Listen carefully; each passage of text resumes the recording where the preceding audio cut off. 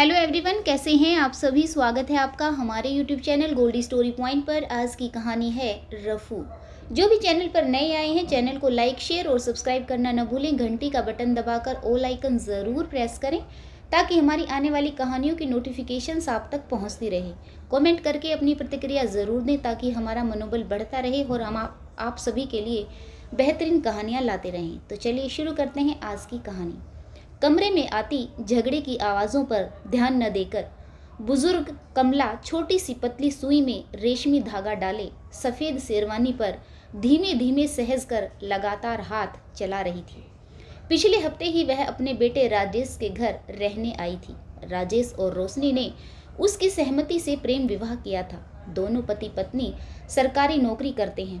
थोड़े दिन सब कुछ अच्छा था। अब आए दिन किसी न किसी विषय को लेकर घर में कलह होने लगी थी।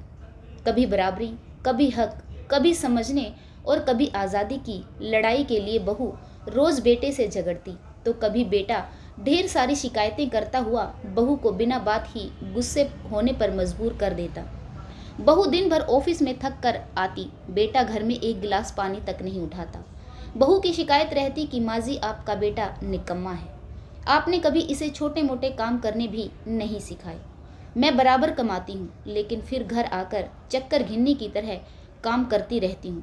मजाल की यह अपना तौलिया भी सुखाने के लिए तार पर टंगा दे।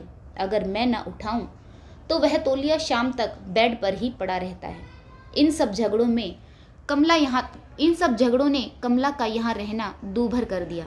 वह सोच रही थी कि मैंने अपने बेटे को स्कूली शिक्षा तो अच्छी दी, लेकिन लगता है रिश्तों के उलझे धागों को कैसे सहेजा जाए, कैसे संभाला जाए, इसकी सीख देने में कहीं कमी रह गई। सोचते हुए उसके अंगूठे में सुई चुभ गई जिससे खून की एक बूंद बाहर निकल आई। बहस के बाद कमरे से बहू किचन में चली गई और बेटा उदास होकर माँ के पास बैठ गया। दोनों की लड़ाई पकोड़ों के लिए हुई थी। बेटे की आज पुरजोर इच्छा थी कि वह पकोड़े खाना चाहता है, वह भी अपनी पत्नी रोशनी के हाथ की, क्योंकि वह पकोड़े बहुत अच्छे बनाती है। लेकिन रोशनी थकी हुई थी। रविवार का दिन था इसलिए उसने आज घर की सफाई भी की थी और ढेर सारे कपड़े भी धोए थे। ऐसे में बेटे ने पकोड़े बनाने की फरमाइश कर दी तो वह झुंझला गई। कमला का बेटा शिकायती लहजे में अपनी माँ से बोला, माँ मैं तो थक गया हूँ, अब मुझसे नहीं संभाला जाता, मैं उकता चुका हूँ, मुझे शादी करनी ही नहीं चाहिए थी। बेवजह बंधन में बंध गया, अब यह शादी मुझे बोझ लग रही है। लड़के की बात सुनकर कमला ने रफू की हुई शेरवानी उसे थमा दी जो कार में कुछ खूंच लगकर फट गई थी। कमला ने उस पर एक सुंदर सा फूल बना दिया था और रफू भी कर दी थी। अब वहाँ फटने का कोई नामो निशान बाकी नहीं था। बेटा शेरवानी को देखकर खुशी से चौंक कर बोला, माँ मैं तो इसे फेंकने वाला था, लेकिन आपने तो यह सोचा था यह किसी काम की नहीं बची और तुमने तो इसे फिर से नए जैसा बना दिया। कमला जी बोली, बेटा इसे रफू कहते हैं। कपड़ा चाहे रेशमी, मखमली, बनारसी या फिर कोई सादा कपड़ा ही क्यों न हो, फट जाए, जल जाए, खूंच लग जाए तो उसे फेंका नहीं जाता। यह कारीगरी है जो कपड़ों में नई जान डाल देती है। यही हाल हम रिश्तों के साथ भी कर सकते हैं। थोड़ा सहेज और संभाल से रिश्तों के घाव भर जाते हैं। कमला रफू के माध्यम से जो सीख अपने बेटे को देना चाहती थी वह शायद उसके बेटे तक पहुंच गई थी।